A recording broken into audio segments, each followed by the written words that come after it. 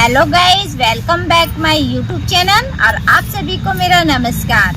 दोस्तों, आज मैं अपने इस वीडियो में बताने वाली हूँ कि फ्लावरिंग वाले प्लांट में कौन सा फर्टिलाइज़र डालें जिससे हमारा प्लांट ज़्यादा से ज़्यादा फूल भी दे और जो उसकी रुकी हुई ग्रोथ है दोस्तों, वो ग्रोथ भी उसकी बढ़ने लगे और साथ ही साथ पौधों की हरियाली भी बनी रहे।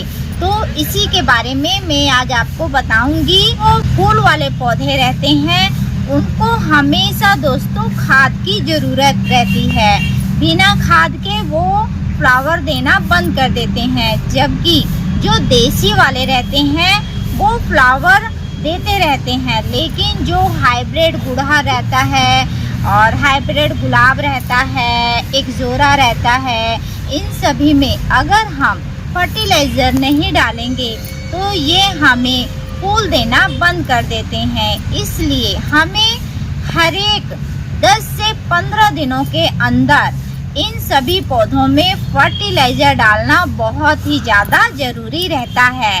और ये वीडियो आपके लिए बहुत ही ज़्यादा यूज़फुल होने वाली है। वीडियो शुरू से आखिरी तक ज़रूर देखेंगे और आपके घर में जितने भी फूल वाले पौधे हैं वो गमला फूलों से भर जाएगा और पूरी हरियाली ही हरियाली दिखेगी। तो चलिए जानते हैं। जो भी दोस्तों फूल वाले पौधे होते हैं उनको आपको हमेशा धूप में ही लगाना चाहिए, क्योंकि जो फूल वाले पौधे हैं दोस्तों 7 से 8 घंटे धूप की ज़रूरत होती है, तभी उसमें भर भर के कलियां भी आती हैं और पौधा भी हमारा अच्छे से बढ़ता है। और जो भी फूल दोस्तों सूख कर ख़त्म हो जाता है उसकी आपको प्रूनिंग कर देनी चाहिए, यहाँ से काट कर। अगर ये प्रूनिंग हम नहीं करेंगे तो ये पौधा भी हमारा घना नहीं होगा और पौधा एक डंगाल का रह जाएगा। इसलिए दोस्तों समय समय पर इसकी प्रूनिंग करनी भी बहुत ज़्यादा ज़रूरी है। गर्मियों के समय दोस्तों फूल वाले पौधे में सबसे ज़्यादा पानी की ज़रूरत रहती है, क्योंकि उस समय टेम्परेचर ज़्यादा रहता है, जिसके कारण हमारे गमले की मिट्टी रहती है वो सूख जाती है और जिसके कारण पौधा भी हमारा धीरे धीरे सूखने लगता है और बढ़ नहीं पाता है। इसलिए आपको गर्मियों के समय दिन में 2 बार पानी डालना चाहिए और जबकि विंटर के सीजन में आपको दिन में 1 बार पानी डालना चाहिए, क्योंकि उस समय पौधों को ज़्यादा पानी की ज़रूरत नहीं रहती है। और दोस्तों जो पौधे रहते हैं गुलाब के, उसमें दोस्तों समय समय पर प्रूनिंग करते ही रहना चाहिए, तभी जाकर ये पौधा हमारा अच्छे से बढ़ पाता है।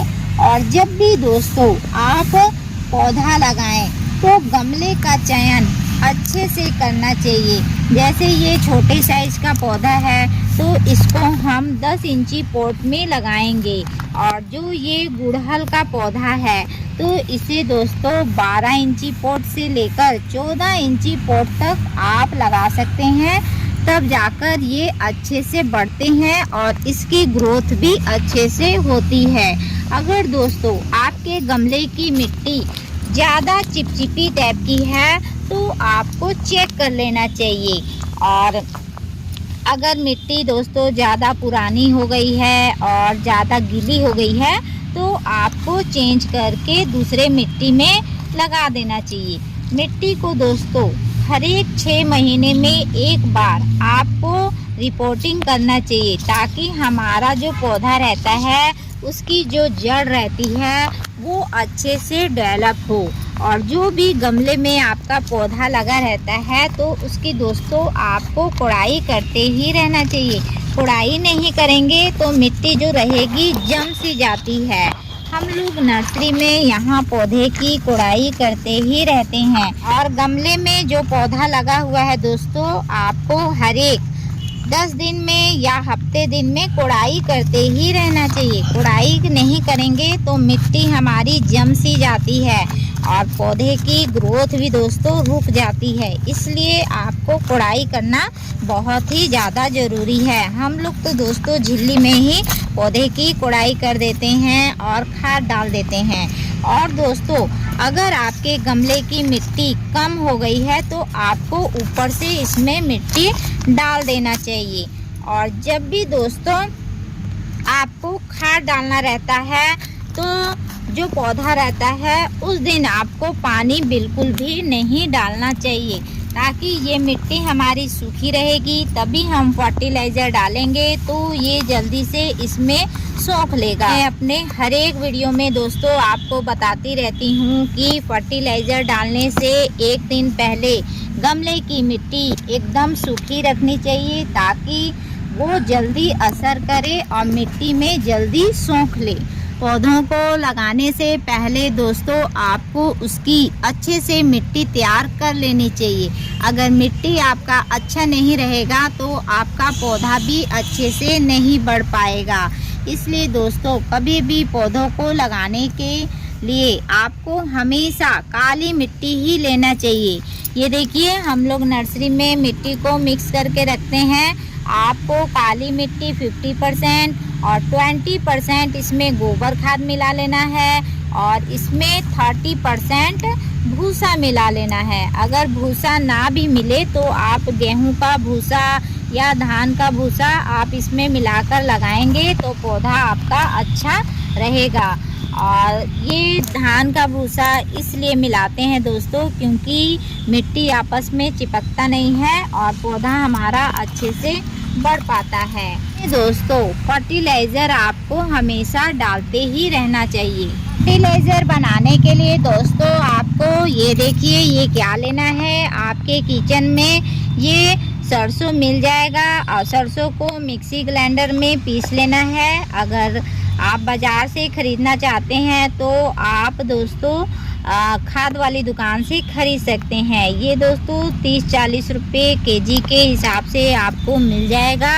और दोस्तों ये बारीक वाला भी हम लोग पौधों में डालते हैं और इसमें का जो खड़ा आता है वो भी हम पौधों में डालते हैं। और जो सरसों खली रहता है दोस्तों इसमें बहुत ज़्यादा मात्रा में पोटाशियम, फास्फोरस और नाइट्रोजन पाया जाता है, जो पौधे की ग्रोथ को भी बढ़ाता है और पौधे की हरियाली को भी बनाए रखता है।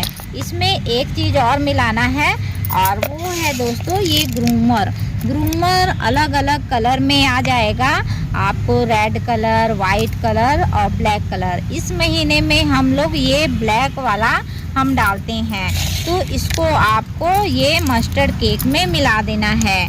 आप मिलाने के बाद दोस्तों अच्छे से इसको मिक्स कर देंगे। और ध्यान रहे मस्टर्ड केक 1 केजी रहेगा तो ग्रूमर आपका 1 पाव रहेगा। इस बात का आपको ध्यान देना है। जो पौधों में दोस्तों बीमारी लग जाती है, यहाँ सफ़ेद सफ़ेद कीड़े लग जाते हैं, पत्ते पीले हो जाते हैं, सिकुड़े टाइप के हो जाते हैं, तो उसके लिए भी मैं आपको दवाई बताऊंगी, क्योंकि स्प्रे करना बहुत ही ज़्यादा ज़रूरी है। कटोरा टाइप हो जाने के कारण दोस्तों फूल भी नहीं खिलता है और पौधा भी हमारा मरता ही चला जाता है। इसलिए स्प्रे करना तो बहुत ही ज़्यादा ज़रूरी है। तो स्प्रे के लिए दोस्तों आपको ऐसा स्प्रे बोतल ले लेना है और आधा लीटर चाहे 1 लीटर के हिसाब से पानी डालना है। और ये देखिए ये साफ पाउडर है। साफ पाउडर को दोस्तों आपको 1 चम्मच के हिसाब से इसमें डाल देना है और डालने के बाद इसको अच्छे से मिलाना है।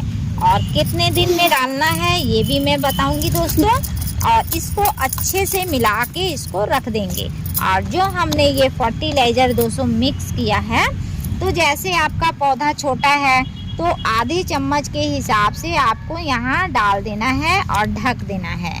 और पौधा दोस्तों थोड़ा सा बड़ा है तो थोड़ा ज़्यादा मात्रा में आपको डालना है।